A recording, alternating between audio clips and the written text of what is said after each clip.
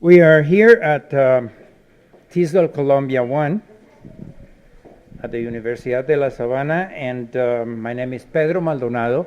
I am a member of the staff faculty of the Department of Foreign Languages and Cultures. Here is Dr. Amparo Clavijo, who has been our keynote speaker with a conference entitled The Missing Voices in Colombia Bilingüe, the Case of Embarrassed Children, which has been really an eye-opener to the realities and needs of Colombian education. So we would like to ask you to please answer some questions. Thank you for your time.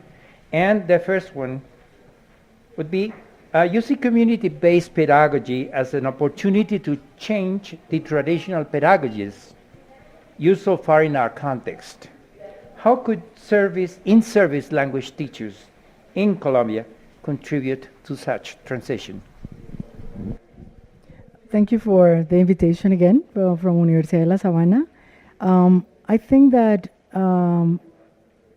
this pedagogy is not, I just want to clarify that this pedagogy is nothing new that we have in Latin America or in South America. It's probably very new to English language teaching, because this is a pedagogy that from the Freirean pedagogy of liberation, pedagogy of liberation, and from an inquiry perspective from John Dewey back in the 1990s, we have been talking about education as liberation and education as experience. So thank you for seeing this as an eye-opener. I think it is for English teachers, foreign language teachers. And I think that it would help in-service teachers think about a way to transition, to move from a traditional way of looking English foreign language teaching as a grammar or as basically focus on learning the language rather than using the language to learn. So my focus on this approach is more on learning for life and using language or languages as the vehicle to think, to inquire, and to transform realities, than looking at language or languages as the product that needs to be learned and mastered accurately. So that in that sense, as a language teacher educator, I think that we would need to think with in-service teachers about that. How can we make that move from, especially because universities, we prepare them on that approach. Think about being a good linguist, learned to speak English well. And now we are asking them to learn using the language as a tool only, but learning to think, learning to use the language, and learning to solve problems. Oh, thank you very much. Well, another thing that comes to my mind is the what do you think of the challenges that not only teachers but also institutions will face when trying to include the teaching practices in their teaching practices, the study and consequently the appreciation of the communities, without ignoring the curriculum standards that they have to follow? I think it is a big challenge, but it's doable. We've done it with teachers, not only language teachers. In the most recent research we did on community-based pedagogies, we'd work with chemistry teacher, social studies teacher, language teacher, Spanish teacher, and English teacher. And they went out of their classroom and saw the curriculum from what was available outside of the school, and they found interesting connections.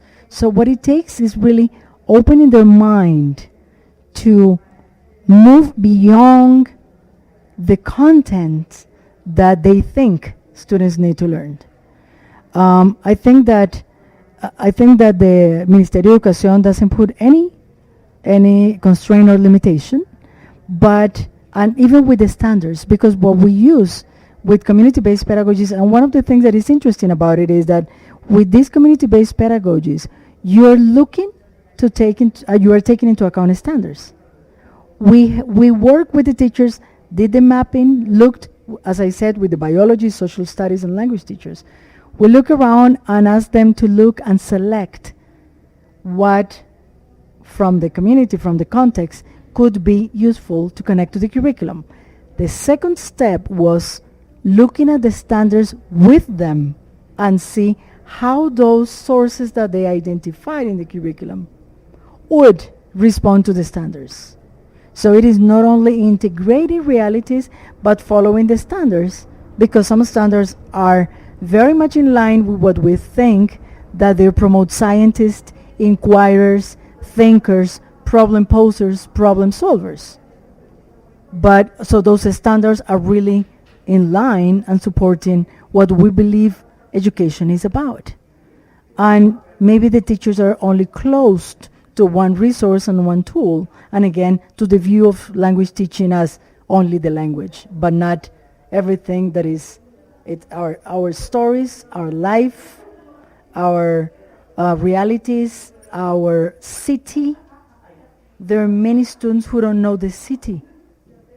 So citizenship values and citizenship competencies is also part of being a language teacher.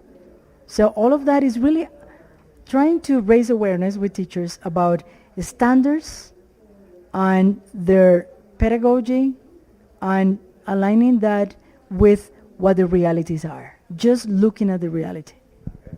Well, thank you very much. And to end up our conversations, I would like to know your impression on this TESOL Colombia first edition. I'm very, very happy. I'm awfully happy because I think this is a wonderful initiative.